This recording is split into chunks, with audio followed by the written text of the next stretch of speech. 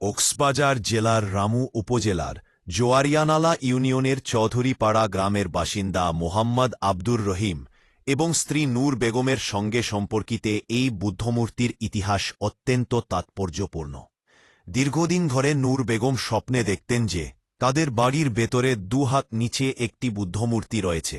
মূর্তিটি যেন মাটি খুঁড়ে তুলে এনে একটি বৌদ্ধ বিহারে স্থাপন করে পূজা অর্চনার ব্যবস্থা করা হয়। প্রথম দিকে নূর বেগম এই স্বপ্নেকে উপেক্ষা করলেও পরবর্তীতে তিনি স্বপ্নে দেখতেন যে দ্রুত মূর্তিটি মাটি নিচ থেকে তুলে এনে পূজার ব্যবস্থা না করলে তাদের পরিবারের বড় ধরনের ক্ষতি হতে পারে।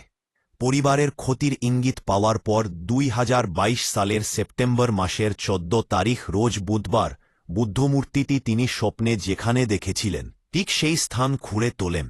পরের দিন বুর্তিসাবার বিকাল 4টায় নূর বেগম তার স্বামী আব্দুর রহিম এবং সঙ্গে প্রভাত বড়ুয়াসহ রামু ঐতিহাসিক রাংকুট বনাশ্রম তীর্থস্থানে নিয়ে আসেন। রাংকুট তীর্থস্থানের প্রধান পরিচালক জ্যোতি সেন ভান্তে নূর বেগমের স্বপ্নে প্রাপ্ত এই বুদ্ধমূর্তিটি 17 সেপ্টেম্বর 2022 সালে শুভ অষ্টমীর দিনে চন্দন জল, গোলাপ জল, পুষ্পজল দিয়ে ধৌত করে পূজার আসনে প্রতিষ্ঠা করেন এবং পূজার ব্যবস্থা করেন। সবাইকে বুদ্ধিস্ট টেম্পল টিভির পক্ষ থেকে ধন্যবাদ জানাচ্ছি।